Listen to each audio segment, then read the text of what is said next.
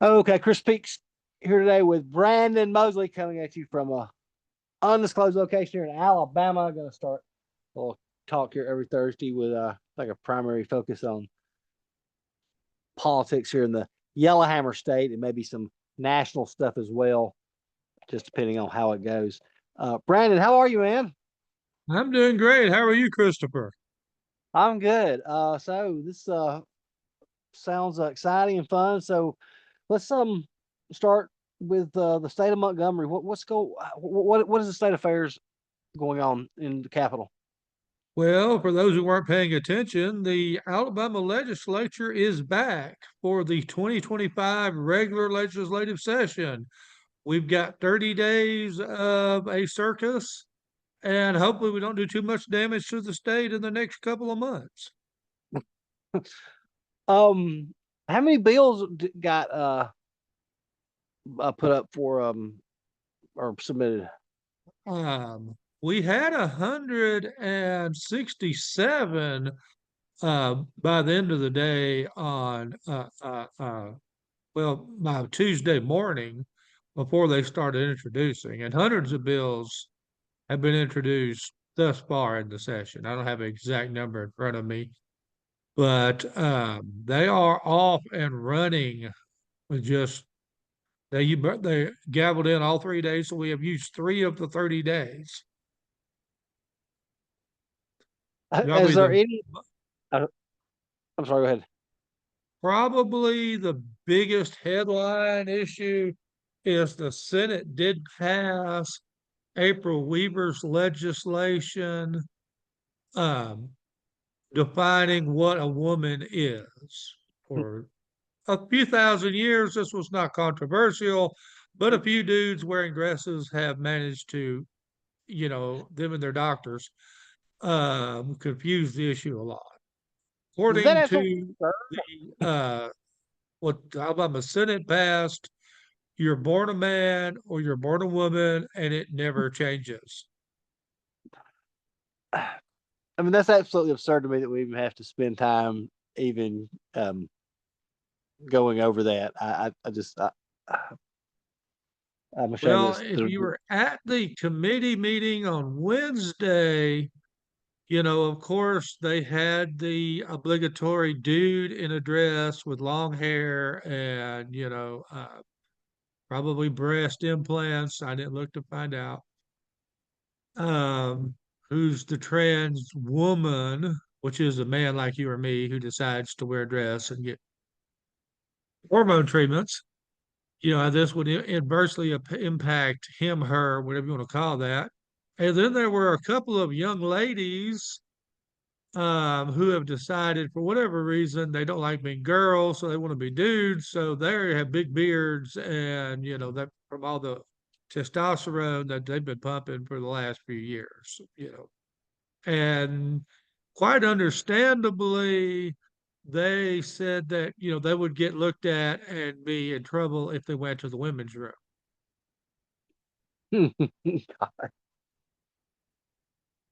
um, Like I told one person who asked me about this, hey, if Bob goes into the men's room and goes in the stall, we're just assuming he's doing number two and that his plumbing is different. We would never can think about. right. Though the bill didn't actually have anything to do directly with restrooms, it was just setting legal definitions. Because the federal government of the Biden administration confused everybody with, hey, a woman is anybody who wants to just call themselves a woman, no matter what God, biology, or their past decades on this planet have shown. You just declare yourself whatever you want to be, and you are that. I would like to declare myself a multi-billionaire and make that happen, but I did something like unfortunately, that it the doesn't other work day. that way. I did along with that. And I said I want everybody to join with me as I start, this transition, and I can't hide it anymore. That I no longer see a poor 48, middle-aged man when I look in the mirror. I see a retired CEO of a Fortune 500 company, and I give me my pension. Yeah, I mean, I mean, if I want to declare myself a male model, I guess theoretically I could do that, but it doesn't make it true. I mean, I don't see them pushing more, you know, white dudes or Korean dudes to go play middle linebacker for the Dallas Cowboys and in the NFL. I guess that's more kind of getting off into DEI.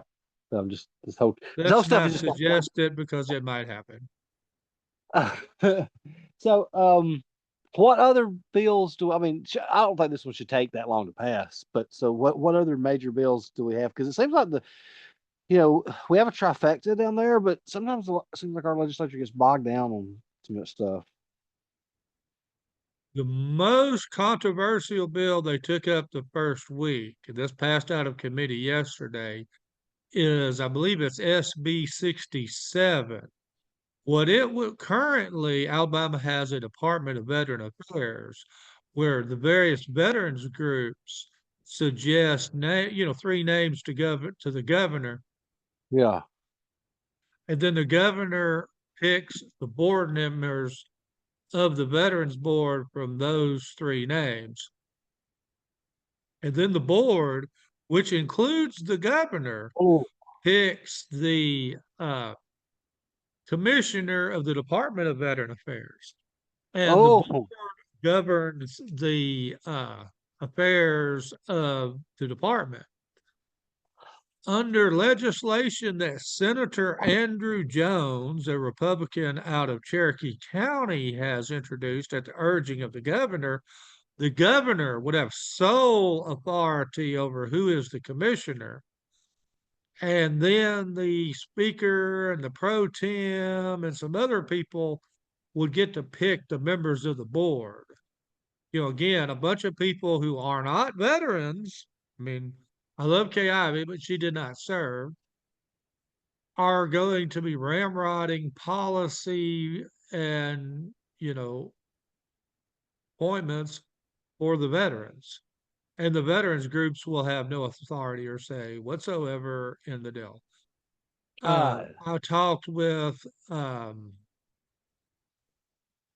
Speaker of the House, Nathaniel Ledbetter, and I asked him if this is something we really need to be doing, or is this just a personal vendetta of the governor's? And he told me you'll have to ask the governor.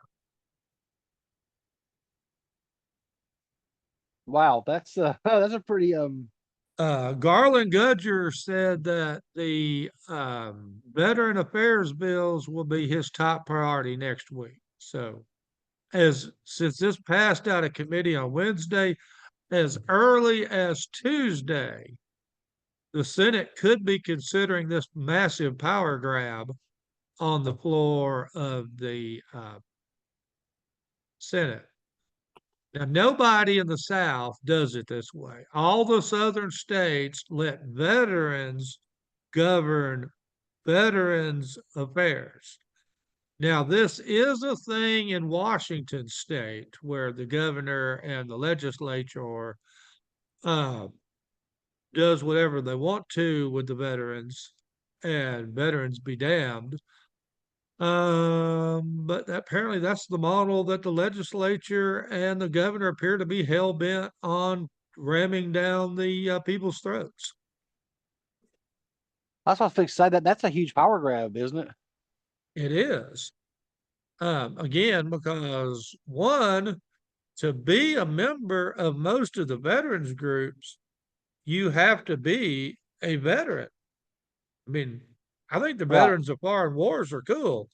I never actually served, so I cannot be a Right. VFW or American Legion member. Now you have served, so you could. Um, those groups nominate people, presumably veterans, for the board memberships. Under this thing, it'd still be veterans, but it would be veterans who are flunkies or personal friends or contributors.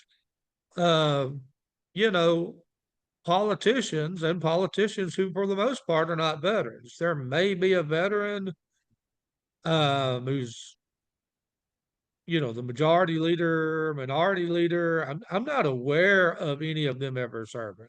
I won't throw them under the bus, but generally it's civilians usurping what little control the veterans groups had over veterans in That's so this. insulting. I mean, they tell us they want to make this state attractive to veterans. We have currently more Alabamians serve than come back to Alabama.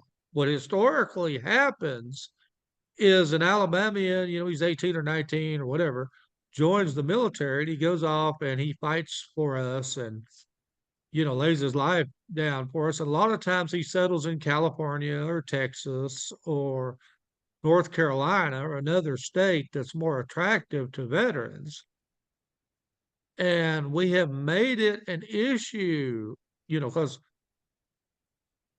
Montgomery is a prime example. You know, if you're in the Air Force for any given lengthy period of time, especially as an officer, you're probably going to cycle through, the War College here at, you know, Maxwell. Oh yeah, at some point. Um, Montgomery is sort of unique that when people get that transfer, yeah, they leave their wives and kids behind because the schools are so bad that they don't want their kids going to school in Montgomery. So the wife and kids do not come with the airmen while he's doing his deal here, and then he goes back and rejoins them. I pretty much guarantee you that family is not settling in Alabama when their service is done. Well, I remember, I mean, in Montgomery, the few times I've been there, like after, it's at 5 o'clock, they shut everything down. I don't know if it still was like that, but the gas stations, Oh, everything, it's they just, still like that. Yeah, you know. it's like, yeah, we're Uh, not stopping here. I mean, everything's gone. I yeah, mean, I mean, there's a what? couple of good hotels in Montgomery, and there's some nice restaurants on the east side, but a lot of our historic eating establishments, have either closed down or, have seen better days. And again, there's a lot of lunch business and, it starts to Yeah. get pretty thin there in evening times. But the schools were the big issue with the airmen is that we have created a charter school for military people. So if you cycle into Montgomery now, you get to go to a charter school. And we've made it easier to transfer to other public schools like Prattville or Cusada, for example. Um, Well, but I was about to there's say, cause still a perception among the services that Alabama could be friendlier to we've made a lot of steps in that regard, like our occupational licensing, Dickie Drake, when he was the chairman of veterans in the House, they passed a lot of occupational licensing bills so that non-military spouse can still work in her occupation without having to go through all the rigmarole that you or I would have to do or to become like a psychologist or whatever they're trained in. But well, so with the Alabama, the money that was kept brought in last year with the tax revenues or last few years. So we brought in a lot, and they've kept brought in, industry in different parts. Seems like they're poised to make the next step. Is there any bills there that's going to make more business or industry see Alabama as the lucrative? governor this afternoon had a really nice announcement. The steel mill, they have a name that I really can't pronounce in Mobile County is going to add increase their electric steel generating capacity, and that's going to create another 200 jobs in Mobile County. A steel mill is going to up Yeah, there. I we're mean, expanding the you would it and used to those be are ThyssenKrupp, but it's been bought out by one okay. of their competitor. I think it's Tal or something like that. I'm butchering And those that pronunciation. those But aren't usually aren't low paying jobs either. no, those are really nice jobs. Yeah. If I was a younger man in better shape and better health, I'd have to really consider how do you apply for that. And if I lived anywhere near Mobile. Um, but yeah, I'm not sure who's going to fill those with, all the clamp down on illegal aliens. But yeah, that's a 200 more jobs and those pay well. So that's going to help state coffers when that gets up and running. That's a $1.2 billion investment, according to the early reports that I've heard. Wow. That's so you've got Mobile and Huntsville that are really And there's a booming right big now. aluminum smelter that's going in place in Bay Minette in nearby Baldwin County. That's hundreds of jobs there. That's in the construction phase. So you've got yeah, you got Huntsville. So talking about the illegal aliens, is the governor, is she quick? I'm sure she's ready to send the National Guard to help the president She, in her enforce. State of the State speech, did announce that she has alerted the Alabama National Guard and Aaliyah to be of any service possible to, you know, uh, President Trump in his efforts to deport people that are illegally in this country. Now, there's a lot of confusion as to who's legal and illegal because, we just went through 4 years of the Biden administration importing people by the millions into this country. Many of those did not have the documents to prove that they were oppressed where they came from. But, using his executive authority, President Biden said, okay, we will set a hearing for your status, in 18 months or 2 years, and we're going to let you live here um, until we have that hearing date. Now, between you and me, I'm betting 90% of these folks never show up for that hearing. How many other countries have a refugee program? A lot of countries have refugee programs. Uh, Nobody has a refugee program as liberal as we do. I mean, it just, hey, people don't like me where I'm from. oh, Okay. job placement, benefits, Social Security benefits. Yeah, I You look mean, at the the stuff that they Biden do. administration was spending, hundreds, I mean, just billions of dollars resettling these people, giving them SNAP benefits. Of course, all their kids qualify for public schools.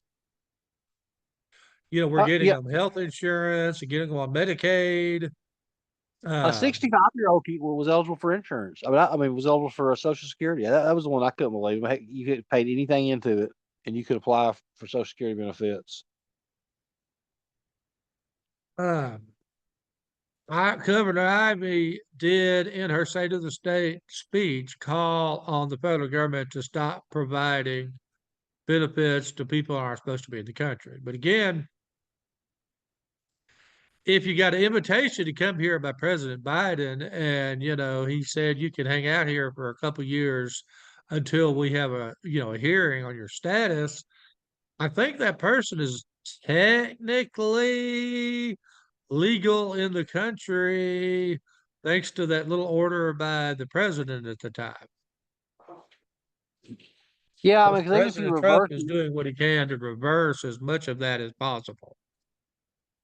I mean, all the planes that we're flying in from all corners of the planet, unloading people that I actually witnessed a plane unloading here in Montgomery, you know, Really? Did you? last year, in a nondescript white plane, lands at the Montgomery airport. It unloads out there on the tarmac, and the guys walk across to a nondescript white bus and get on board and go to places unknown here in Alabama.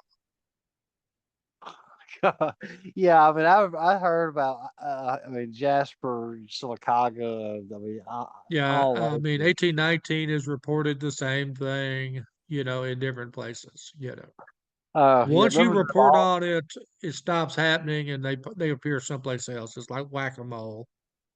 yeah, Representative Oliver, he told me how about it was just putting a strain on all the sources. He said one city they just dropped like, a busload of like 30 kids, 24 kids or something, just like 24, 12-year-old kids, just dropped them up at whatever one of these DHS, whatever, sir. I mean, what do you do in The that situation? governor in her budget request is asking for millions more money for English as a second language teachers. We simply need, I mean, what do you do in that situation I when you mean, got if we almost at this point, we did have a teacher shortage. What we would do is say, hey, if you're going to get a teacher certificate in this state, you better learn Spanish. And that doesn't account for all these cats because we have Haitians, they speak a Creole version of French. We've got yeah. Afghans, Somalis. I'm not sure what they speak in Somalia, but Somalian? I I mean, don't think probably the French, don't typical high school teacher in Alabama can speak it. I mean, I can tell you right now, from talking about Afghanistan, because you had, I remember over there, you had like the Pashto region, so you had different languages. Just you had like four Yeah, different there's like languages. six different languages in Afghanistan in there. Yeah, I thought four, six, something like that. But yeah, Yeah, so it was, there's so, several. it's not a monolith as a country. Yeah, They've got there's ethnic several. Uzbeks in there, and Uh-huh. So you had several there. So when they say, these Afghans are coming over, I'm like, okay, which part? I mean, like, you're I mean, flying you can have over. a busload of, Afghans that need three different ESL teachers. And I mean, how close are they looking at either? I mean, are we flying in, a whole bunch, set another 9/11 terrorists? Or We hope not, but I mean, just thank God that stopped. Anyway, I mean, what other? Hey, and ask about this right here too. Got me thinking. A shout out to uh, Blount County Sheriff's Department and their perverted justice with Chris Hansen. They caught 5 people the other night, and um, one of those guy I went to high school with, James Mitchell. Uh, I know the past couple of years they've did stuff where they was trying to pass more laws as far as child predators and stuff like that. Any laws like that coming up? um, we did have legislation passed out of the state government committee, on Wednesday that will add if law enforcement runs into, if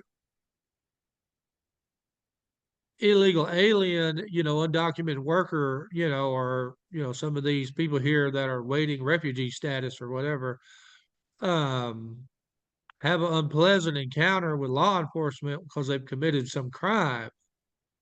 We're going to take a DNA sample from them. We're adding them to the Alabama DNA database.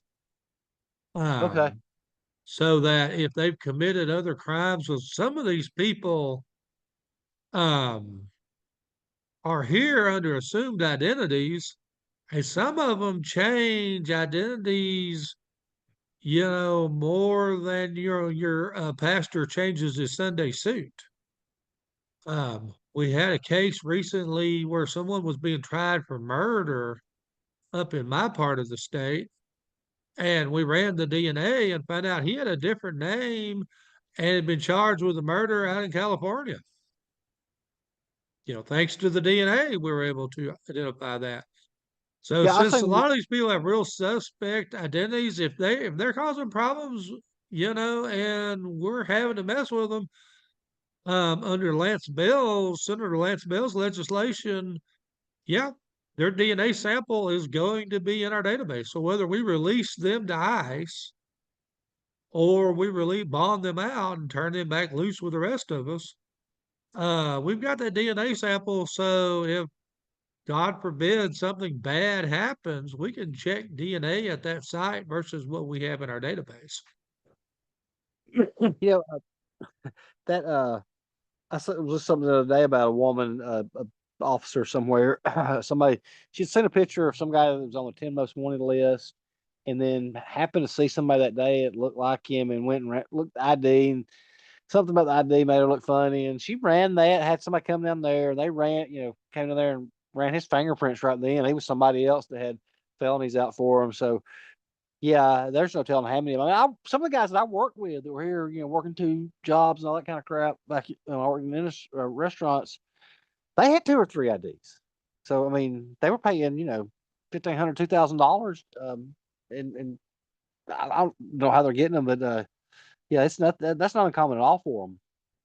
Yeah, we've got legislation before the legislature where if you're using a forged document, and between you and me, there are people on construction sites all over this country using forged documents, green cards and whatnot that are on driver's licenses that,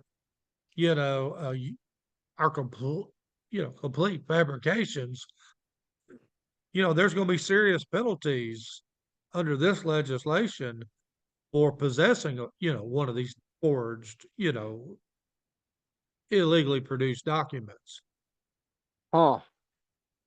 Wow, man, I that's mean, people going are putting to. their kids in school with, illegal documents. And they're not all illegal aliens, but, that's sort of, falsified, forged, documents and illegal immigration tend to go hand in hand.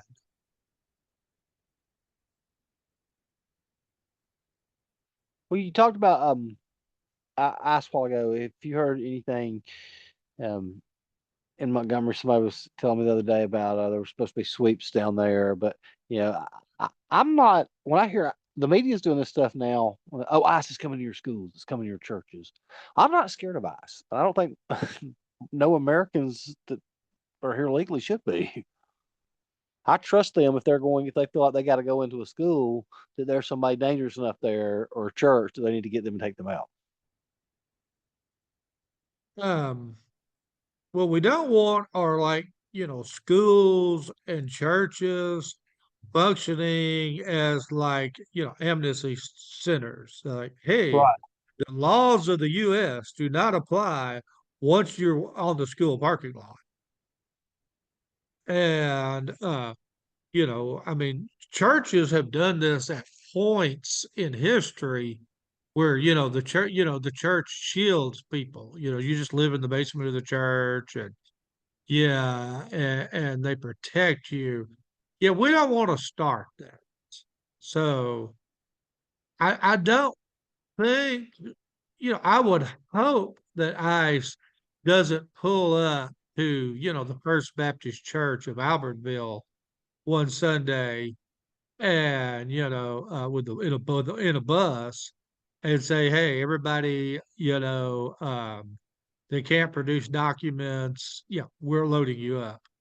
I don't believe that's their plan, but if you know, Juan Valdez is a known human trafficker, and the first time we can get a beat on him is when he shows up to his Bible study. I don't have a problem with ICE going in there and saying we have a warrant for Mr. Valdez's arrest. No, I don't think anybody should be. I mean, from what I've seen, what they're going after right now is dangerous people that should have been taken out. I mean, when somebody has 16, 17 arrests, how's that person allowed to stay here? Yeah, that's one thing I would like to see is I'd like to get to the point where if you commit a serious crime in Alabama, if you're charged with a serious crime in Alabama, um, instead of you bonding out and okay, yeah, I just lived in 3 different countries and 6 different states, and yeah, you can trust me to go back to my little place in Locust Fork, and then I'll show up for my trial date. Instead of bonding them out, if they're not here legally, I'm hoping at some point we'll get to where ICE just weekly comes by to every you know sheriff's jail in all 67 counties and just picks up the people that are here illegally that were charged with a serious crime. It's like we don't bond, non-citizens out. If you're causing, trouble in the state, okay, yeah, well, you're already here illegally. It's time for you to go into ICE detention. And they can figure out, your legal status and whether or not the best thing is for you to stand trial for your crimes and go to prison in Alabama. Yeah, I mean, we can handle that. I mean, this is not rocket science stuff. We can manage to get you to your trial, and you can do your jail time, prison time here in Alabama if that is what a jury finds you guilty of. And then we can deport you when we're done. So as the governor starts the second half of her last term, and does she have some agenda or that she's trying to push through this year? Yeah, I mean, she did, produce a pretty big public safety package. Currently, if you're stopped by the police and you claim that there was an improper interaction with you, you can go get an attorney and sue. And, if the court finds that you that jury finds that, you were probably mistreated. Yeah, there's money available. You and your attorney can get a settlement there. Um, Hey, Ivy, in her State of the State speech, said that, Alabama backs the blue, that, she wants legislation where, as she said, yeah, there'll be no Monday morning quarterbacking by the courts. Now, so that code section dealing with, the qualified limited immunity that police officers have in the performance of their duties.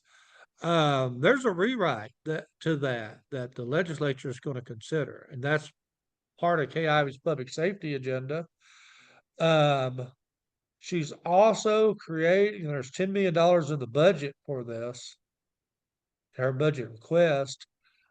Metro crime units that are run by the state that'll go to these cities, Birmingham and Montgomery and Mobile, where the metro is completely lawless, and will just lay down the law and do what they've got to do to help the locals clean up the mess. Oh, so she's just sending in some kind of like Yeah, statement. I don't know how this is going to work yet. Is this going to be a task force of local, state, and federal guys, or is this just going to be a state little mod squad that is sent to the roughest neighborhoods to you know uh, uh, actually enforce our laws for a change? Um, oh, we got a Schustoffel walk Again, I walk. need to learn more there to really comment intelligently. This proposal, we just heard about on Tuesday night, and the legislation was just introduced yesterday. I mean, because that sounds like what what is this? You should have like the rules of engagement of a SWAT team. I need to look at that. Yeah, What's but up? no, a SWAT team kicks in the doors and basically does near combat type situations with heavily armed, highly dangerous people. Yeah. I'm not quite sure what this, these little metro units are going to do. Because, a lot of problem down there is, hey, yeah, everybody could be a suspect. They Yeah. like need more vigorous policing and, more uh, maybe a little bit higher level of investigation to figure out, okay, yeah, Bob shot Bill, but is there like gang activity or a money component behind all the crime in places like Birmingham, who did set an all-time record for the number of murders, in the town, which was already one of the most dangerous in this country. Yeah, I remember back probably early 90s, and then 89, 90, 91, somewhere around there. Birmingham was like number one per capita, I think, in America Yeah, there for were there were gang murder. wars over crack in the 90s where, gangs were just basically offing members of opposing gangs uh Stop it. over territory and business and human trafficking and other, for whatever reason you could get killed in Birmingham in 92. Now it's gang. But there's a lot of people now in, some of these metro areas that if we get into a disagreement over whatever, they pull out the gun and it's settled in the streets, old West style. Oh yeah, absolutely. Like 100%. Like if I leave and I don't have a firearm with me, I feel like I almost have a panic attack because it's like everybody I know out there's got a gun, and I you know don't know. there are citizens in Alabama that leave their house without a weapon in their car or on their person or both. Uh, And I sort of admire their faith in the rest of us. But based on the crime stats, I would recommend that to anyone. You know, if you're capable of operating a weapon, yeah, get certified. I mean, get trained and carry some personal protection with you. Oh yeah, I mean, I'd rather be judged by 12 than carried by six because it just these people But now there I was mean like they're five crazy. people killed in Birmingham last year by just stray rounds. Yeah, yeah, So even if you had a weapon, it didn't really help you because there's just rounds yeah. When you flying down call the it something street. like that, and where that last one was. Oh God, well, I don't want to say last one was where somebody of them was shot. I know where that was at. I've been to that store many times, and it's someplace that I never would have thought was dangerous. And I was like, yeah,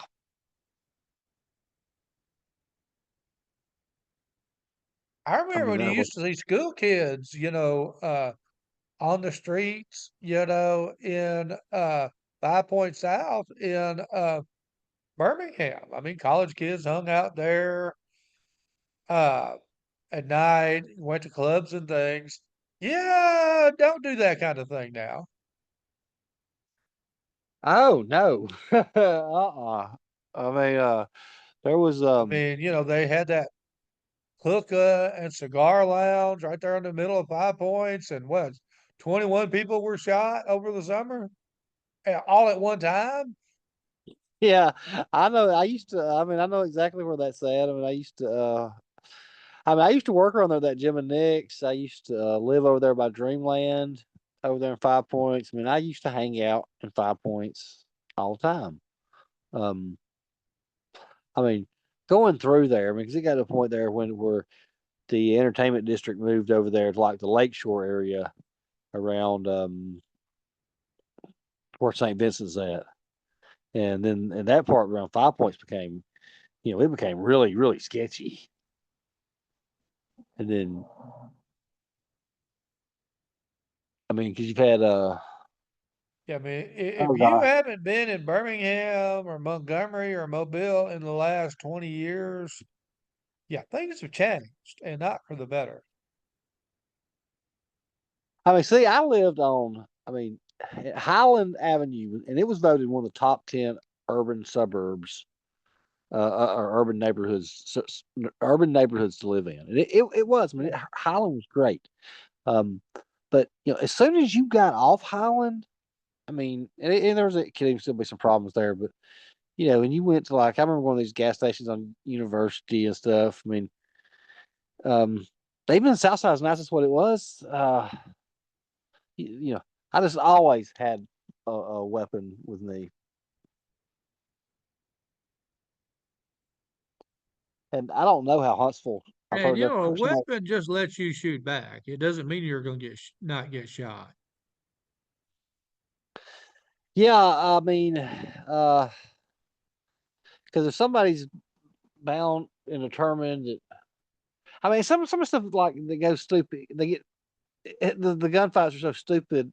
Like I can just see it in my mind's eye because the one of the bars down there that was open used to be open 24/7. They won't have a license anymore. The Quest, the city council shut them down because two guys got in a fight in there at 6 o'clock in the morning over a pool game, and I can just see it now. What I'm like, you don't be disrespecting me. You disrespect me like that. You don't be talking to me that way. And then the guns come out. They both shot each other dead.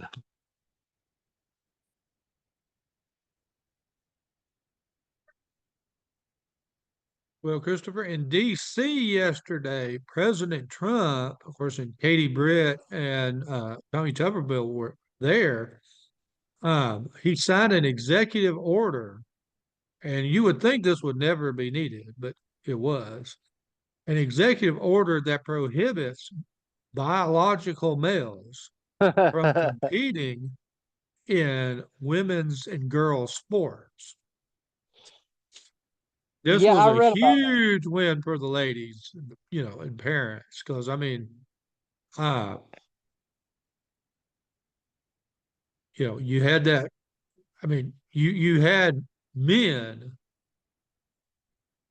you know, basically putting on like a girls one piece swimsuit and competing in girls swimming at the collegiate level and setting records. It's like, no, these aren't records.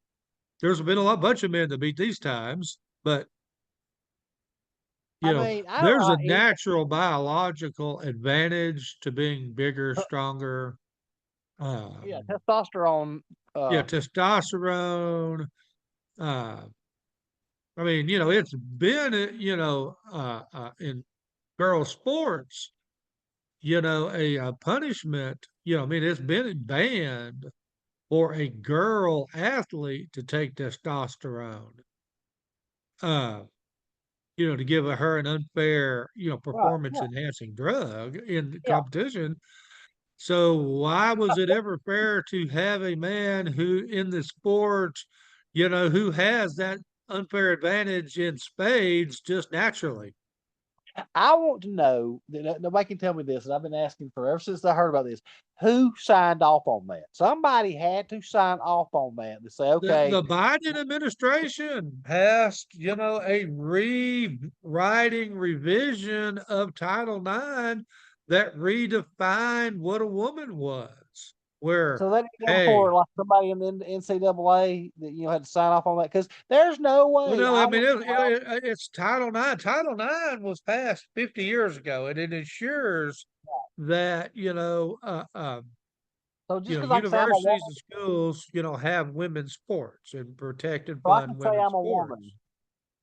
But then Biden is rewriting settled law Yeah. with weird definitions of what a woman or girl is that doesn't fit the real definition. Yeah, basically, Brandon or Christopher wearing a dress who declares, or not wearing a dress, who declares themselves women can compete in women's sports and get scholarship money and set world records and whatnot. I And mean, if I was uh, my daughter, my girlfriend, you'd have heard all about that. I'd have been all yeah, in I the mean, this news. is chaos. Yeah, I mean, that'd been my kid. You'd have heard all about that. I mean, there's no way. I mean, I'm surprised somebody's daddy wasn't, or brother, or boyfriend wasn't waiting for him in the damn parking lot.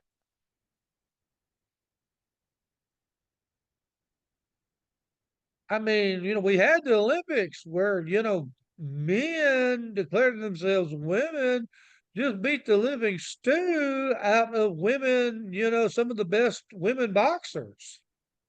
I mean, what was that? Somebody was telling me that was really a woman that was just producing more Yeah, that testosterone. Algerian person, the Russians declared that her a man. I don't know what the Russians were basing that on when they had him in there. But the Olympic Committee was like, oh, hey, I mean, there was a dude competing in women's weightlifting. I mean, when I was a I mean, I kid, don't care if you cut the testicles and equipment off. yeah, You're you still not a still woman. Sorry. I you mean, if we still want to have eunuchs as a special class and bring them back, yeah, there's a historical basis for eunuchs. They were all over the place in the 18th century. I mean, they ran China, at one point. Oh, I mean, there's, the classical composers actually have choral arrangements for the eunuchs because eunuchs sound different than men or women. And the best musicians can't duplicate what a good eunuch could do in these pieces that were written for the eunuchs. um, didn't they perform or do the procedure to keep them from being interested in women while the men or the other men could go whatever Well, in the rate? case of the musicians, you would castrate like, prepubescent boys so that they can sing the high notes a little bit higher than, you or I could ever dream of. So you castrated them just for that reason to sing? Yes. And that person, I mean, I think the last one of them like was in the Vatican choir in like the 1920s. I mean, Yeah, I if mean it's not like, this was actually a thing done in Europe back in the day. And now China, they did it to criminals. If the classical Chinese, into the modern times arrested you, found you guilty, yeah, they're taking your good gear. The uh, Byzantine Empire, uh, they brought slaves in mass and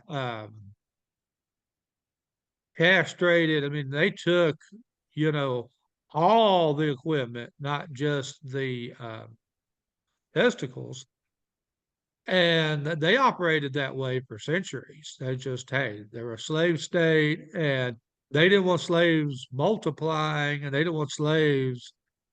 I'm guessing you're a male who's been so treated is probably more docile than a regular male.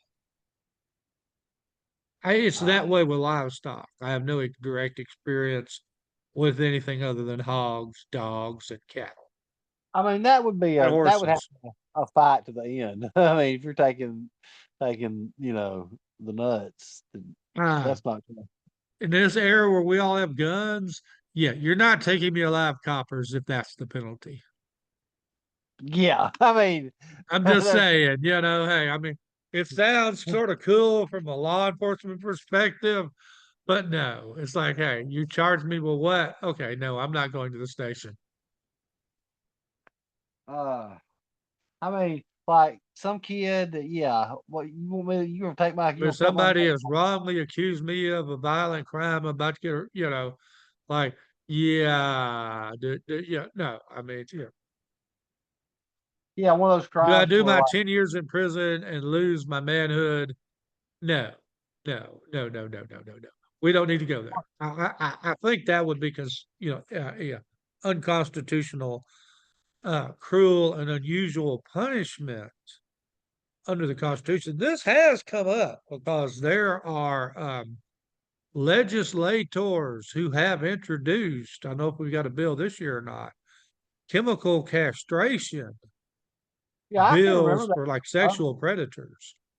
And I can remember people actually volunteering uh to be Yeah, that sexually I active. of course I'm fortunate that I don't have weird urges for little kids or women. Yeah, I mean I like women, but not forcing myself on them, in a violent way.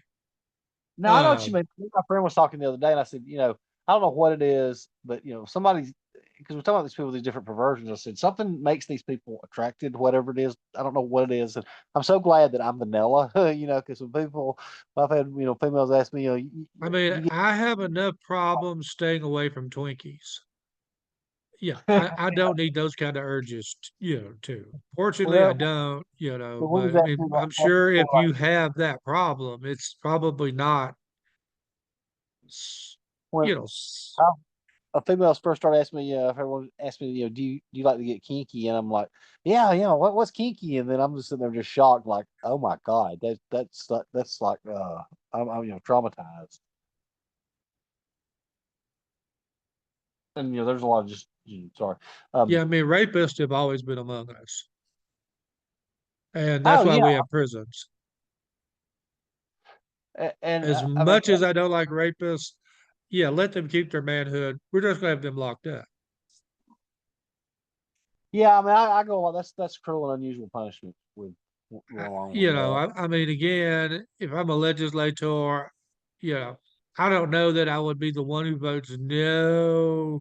I just assume this not come to the floor because I kind of think this will go to a higher court, and this is, we're going to Oh lose. yeah, you think that gets up there to a higher court? They're gonna say, yeah, unconstitutional. Yeah, I know of a few federal judges that would block that the minute it got to their desk.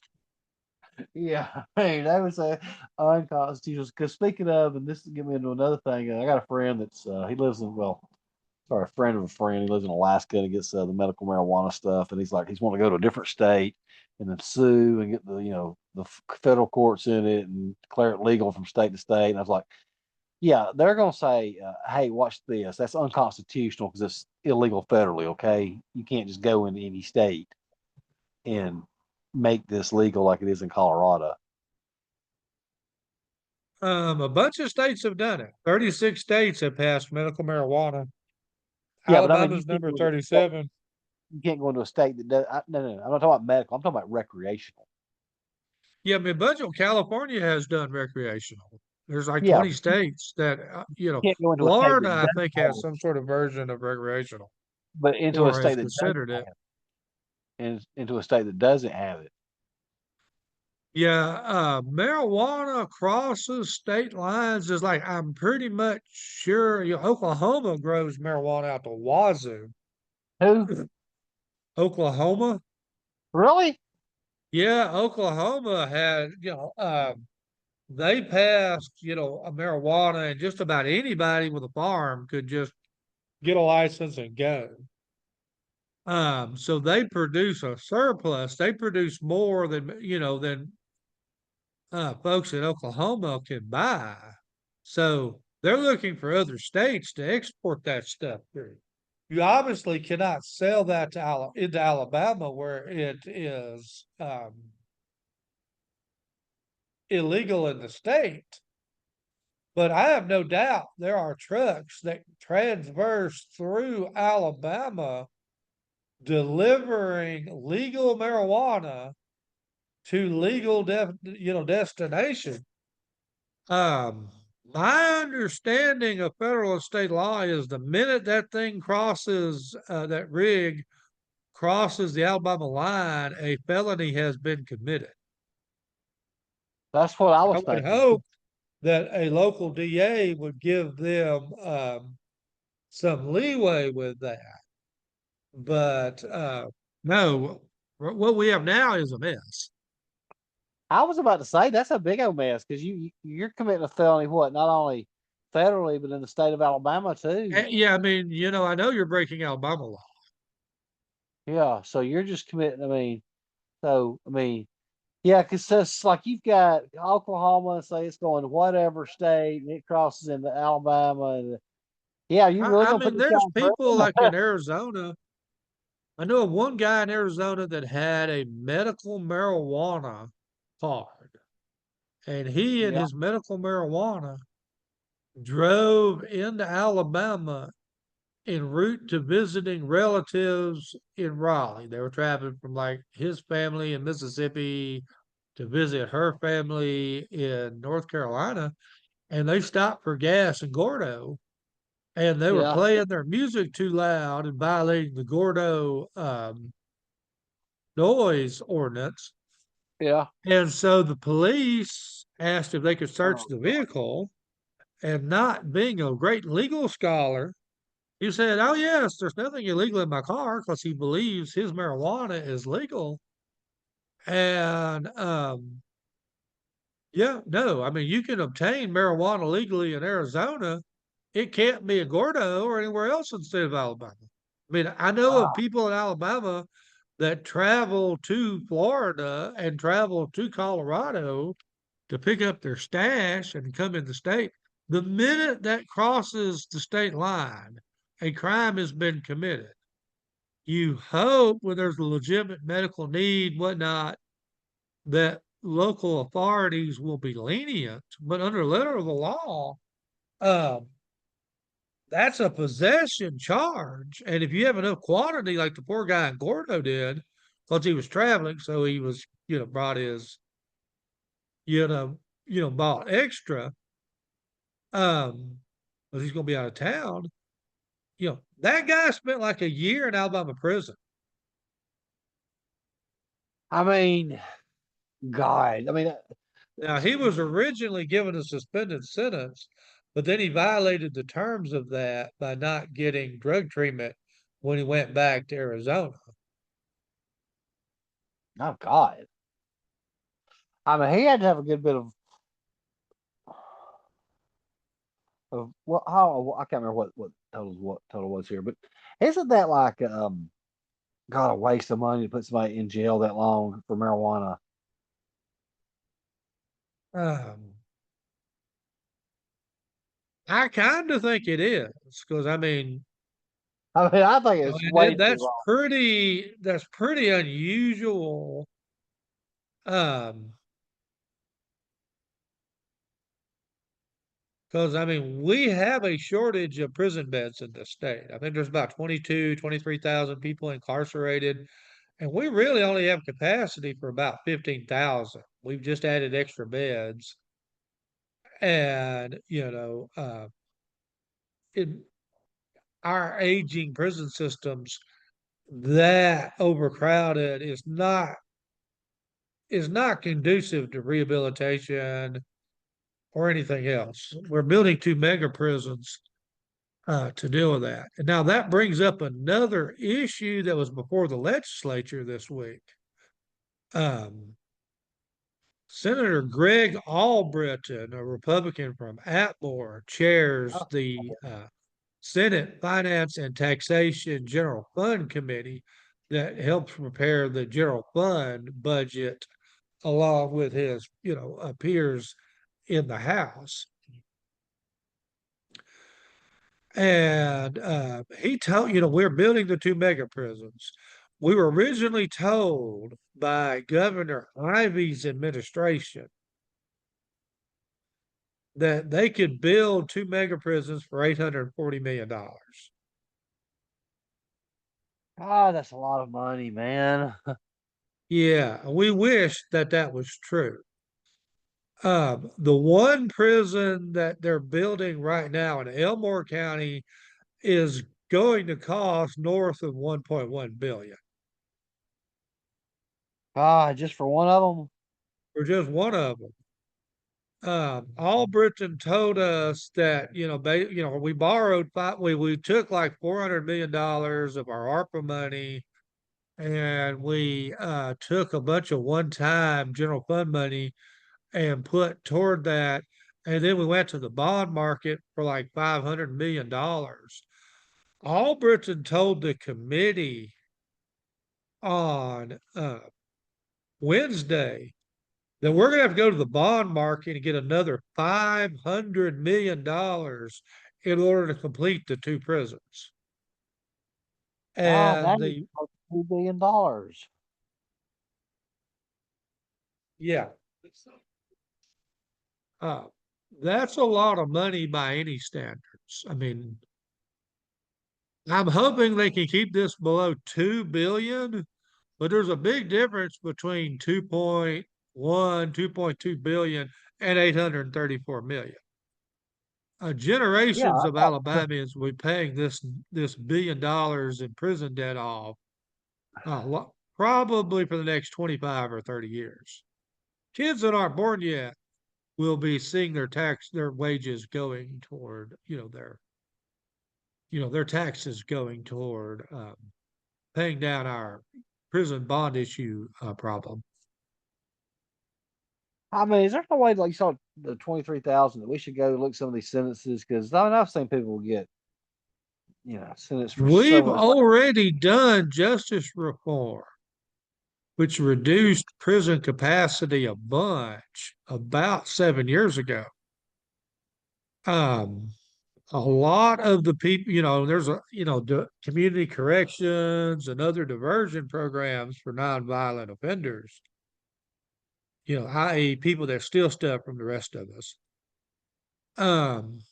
But most of them that in there, didn't finish high school, uh, don't really have a career path, have drug dependency issues, have multiple felonies. There's not a lot of first time offenders in that 23,000, unless it was murder or something really serious. So it's hard to find prisoners that qualify parole that, you or I or the parole board would find safe enough to, turn loose.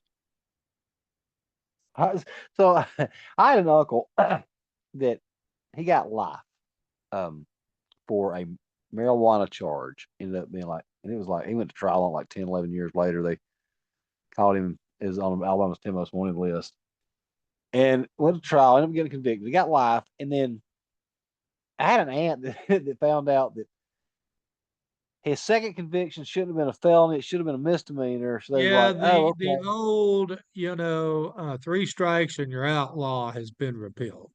Okay. Because they took Yeah, that I away. mean, I mean, because That was there crazy, are man. people in like Montgomery and Birmingham, that have been convicted of theft, and they've got out for that. Then they were convicted of possession with intent to steal, got a felony for that. And then they get into a fight in a bar and get a felony assault charge. Yeah, under the old 3 strikes and you're out, Charlie Graddick deal back in the 80s. Yeah, that person got a life sentence. Yeah. I mean, they got life. They got, We have 23,000 locked, incarcerated now. If that was still on the books and still being enforced, the number would be more like 40,000. I mean, I I mean, hate because it. I knew There a are guy. dudes that have committed multiple felonies, but we just don't have the money to lock every single one of them up for the rest of their born days. Well, Brent As Woodall told me that he said he's assistant up here in Colbert County. He said unless he said they do everything they can to try not to send somebody to prison. oh yeah, I mean, I you mean, have basically unless they just really didn't like you or you caught a mad DA on the wrong day, pretty much. And I want to say this, I don't want to encourage anybody to do this. Um, there effectively is a nonviolent burglary conviction. You get that first one just about free nonviolent because, burglary. yeah, I mean, as the general nonviolent, where you're not like busting in on some kids and a woman or something. Right. Because we just don't have the prison beds to lock all those people up on the first offense. So if they can put them in community corrections, they do. Or you're out on a suspended sentence, you know, and double secret, probation. I mean, as just as a general rule. I'm not asking. I hope no one listening to this takes that as a legal advice. Brendan is not an attorney, nor does he play one on TV. But as a de facto deal, yeah. And you don't um, want to be involved in the court system. No, Not I in can the say that. state. No, I can say that from firsthand experience. And mine was, nothing major. It was just misdemeanor stuff. And this, yeah, you don't Because want to when be that in. police officer checks your tags and find out you have a record, oh yeah, you know, you're asking to be pulled over. Yeah, he's going 5 miles over the speed limit. Yeah, I think he's driving erratically. Let's go see what, Thuggy Boy is doing. Yeah, catch one up here in one of these rural areas and they're bored and they got Yeah, nothing to do. I've had officers tell me that whenever something happens, the first thing they do is go and, talk to all the people that have been convicted of something similar to that that's in their area in the past. Oh, They okay. remember who you are, Oh, yeah, yeah. even Like if we don't lock them up forever. um, speaking about kind of off topic, I wonder how I would find out if something, police report or something. Like I was driving through town, or drove through Indiana 2 days ago. This woman was walking through the middle of the median there with where McDonald's is at, and had no shoes on, and looked at me out of it. And so I was like, man, something ain't right. So I called and let the authorities know. And then when I was coming back from Walmart, there was, man, well, ambulance, police cars that I'd never even seen, all kind of unmarked. And like, I wonder you know, what she was on. We had a woman in where I live in the Moody Leeds area Mhm. that for a matter of several months walked up and down the road in like a halter top, or just dirty t-shirt, or I think I've seen her in a bikini top out there. And she's having conversations with invisible gremlins the rest of us don't see. And I mean, when people did interact with her, it was really angry. I mean, I don't know if was on some kind of narcotics, but yeah, there was more going on there than drug dependency. I mean, the biggest mistake this country ever made was when we got rid of the sanitariums. We all watched, One Flew Over the Cuckoo's Nest and felt sorry for them. We shut down all the sanitariums and sent just about all the insane people home. And now, unfortunately, where people go for serious mental health issues is called your county jail, where your sheriff is not capable of dealing with that at all. Uh, but yeah, there's really no good place for the insane. We don't have, I mean, just the people who've been committed. There's like a waiting list to go in to commitment. I mean, families try to get people help. If they go to get mental health in the state, somebody's going to give them a prescription for some kind of mind altering psychotropic drug that probably shouldn't even be approved by the FDA. And if they don't take their medicines, uh, or they take their medicine in a very haphazard way, yeah, they just can't function in society, unfortunately. And we don't have a good solution for that. Yeah, I've got a I guess what second cousin was like that. He's held the Blount County Sheriff's Department on in hostage situations. Introduced himself as a CIA agent, and I mean, the guy's just craziest. Yeah, now The one, do have legislation to increase the penalties for impersonating a law enforcement officer. That's part of the governor's public safety deal. well, I yeah, don't, I was thinking about that the other day about I've watched some YouTube videos on that. These people like try, out there impersonating them. I was like, I wonder what the penalty is for acting like you're a cop.